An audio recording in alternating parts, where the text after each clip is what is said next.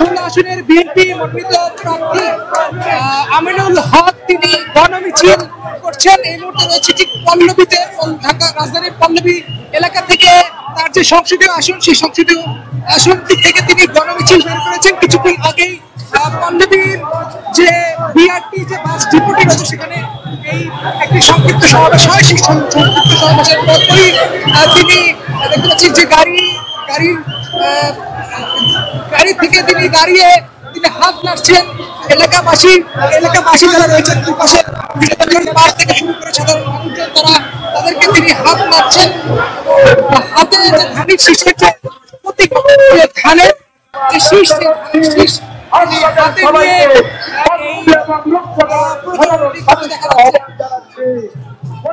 কিছুদিন আগেই যে বিএনপির পক্ষ থেকে যে 237টি আসনের যে প্রার্থিতা ঘোষণা হয়, যারা সম্ভাব্য যে প্রার্থিতা ঘোষণা করা হয়, সেখানে এই আমিনুল হক বিএনপির যিনি রয়েছেন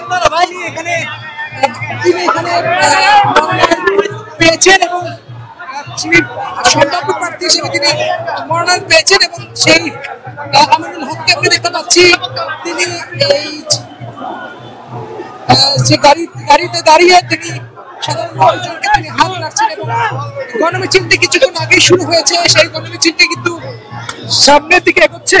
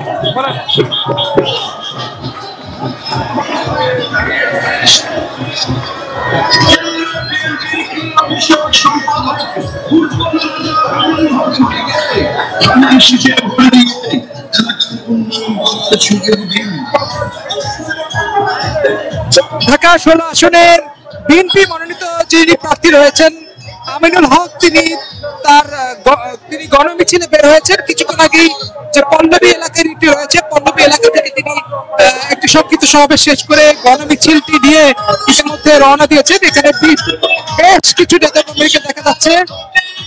নেতাকর্মীকে দেখা যাচ্ছে এবং এই নেতাকর্মীরা বিভিন্ন স্লোগান দিচ্ছেন এবং স্লোগানে সামনের দিকে নিয়ে যাচ্ছেন। আমিনুল হক তিনি কিন্তু বলা যেতে পারে যে এই যে ঢাকা 16 আসন, এই 16 আসনটি কিন্তু খুব গুরুত্বপূর্ণ একটা আসন বলা যেতে পারে। পল্লবী এবং মিরপুর পুরো এলাকা জুড়ে কিন্তু এই পল্লবী এই ঢাকা 16 আসনটি কিন্তু বিস্তৃত এবং এই 16 আসনটিতে জামাতের পক্ষ থেকে কিন্তু ইতিমধ্যে প্রার্থীতা ঘোষণা করা হয়েছে। জামাতের একজন রয়েছেন, সাথে বিএনপি যিনি রয়েছেন আমিনুল হক, তাকে আমরা দেখতে পাচ্ছি এবং তিনি কিন্তু ইতিমধ্যে ছাদ খোলা গাড়িতে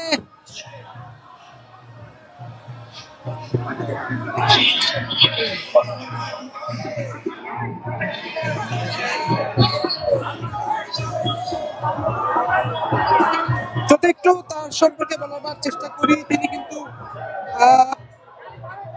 বিএনপির কেন্দ্রীয় ক্রীড়া বিষয়ক সম্পাদক এবং ঢাকা মহানগর উত্তর বিএনপির আহ্বায়ক তিনি।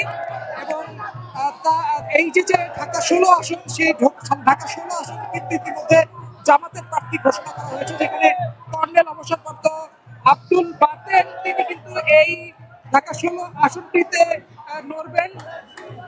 এবং সাথে যদি আরেকটু বলার চেষ্টা করি যে এই আসনটিতে আওয়ামী লীগের যিনি আসলে ছিলেন, অর্থাৎ ইলিয়াস উদ্দিন মোল্লা, যিনি আওয়ামী লীগের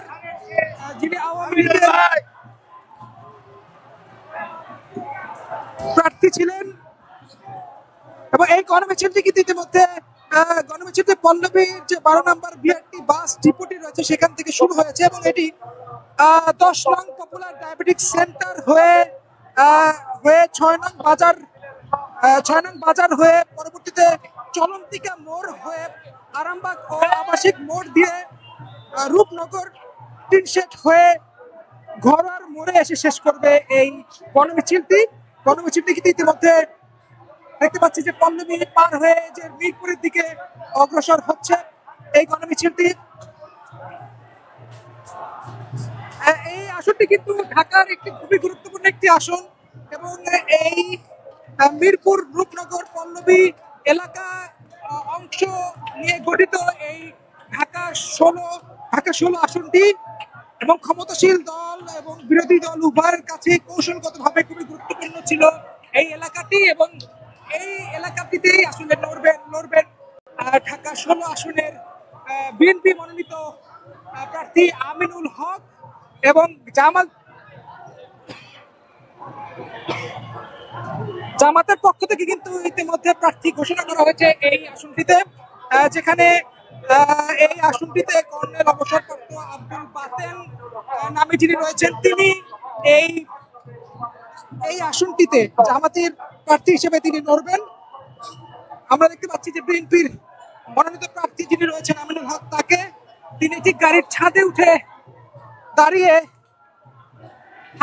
এক হাতে তিনি যে ধানের শীষের যে প্রতীকটি রয়েছে সেই ধানের শীষের প্রতীকটি হাতে নিয়ে আরেক হাত নাড়িয়ে তিনি হাত নাড়াচ্ছেন এবং এলাকাবাসী যারা রয়েছেন তাদের কাছে আসলে হাত নাড়ছেন। বিপুল পরিমাণ নেতাকর্মীকে দেখতে পাচ্ছি পুরো এলাকা জুড়ে যে নেতাকর্মীদের ঢল আমরা দেখতে পাচ্ছি, তারাও এই যে গণমিছিল সেই গণমিছিলে অংশ নিয়েছেন। এই গণমিছিলটি কিন্তু কিছুক্ষণ আগে পল্লবী যে স্টেশনটি রয়েছে পল্লবী স্টেশন হয়ে সামনের দিকে যে মিরপুর 11 যে স্টেশনটি রয়েছে সেই স্টেশনের মেট্রো স্টেশনের কাছাকাছি এসে পৌঁছেছে এবং দেখতে পাচ্ছি যে গণমিছিলটি যে স্লোগানটি আসলে তারা দিচ্ছেন, তারা ধানের শীষ বলে তারা স্লোগান দিচ্ছেন এবং স্লোগানের মাধ্যমে তারা ভোট চাচ্ছেন সাধারণ মানুষজনের কাছে এবং এই ঢাকা 16 আসনের যারা ভোটার রয়েছেন তাদের কাছে ভোট চাচ্ছেন এই গণমিছিলের মাধ্যমে এবং আশেপাশে বিভিন্ন জায়গায় দোকানপাট থেকে শুরু করে এলাকাবাসী যারা রয়েছেন তাদের সকলের কাছেই তিনি হাত নেড়ে পরামর্শন করছেন এবং নেতাকর্মীদের ঢল আমরা দেখতে পাচ্ছি। এই গণমিছিলটিকে ঘিরে নেতাকর্মীদের ঢল দেখতে পাচ্ছি। যদি সামনের দিকে ক্যামেরা দেখানোর চেষ্টা করি, সামনে কিন্তু বিপুল সংখ্যক নেতাকর্মী তারা এসেছেন আজকের এই গণমিছিলে সকলে এসে তারা গণমিছিলে অংশ নিয়েছেন। ইতিমধ্যে এই গণমিছিলটি যে মিরপুর 11 যে স্টেশনটি রয়েছে মিরপুর 11 স্টেশনে কাছাকাছি চলে এসেছে এবং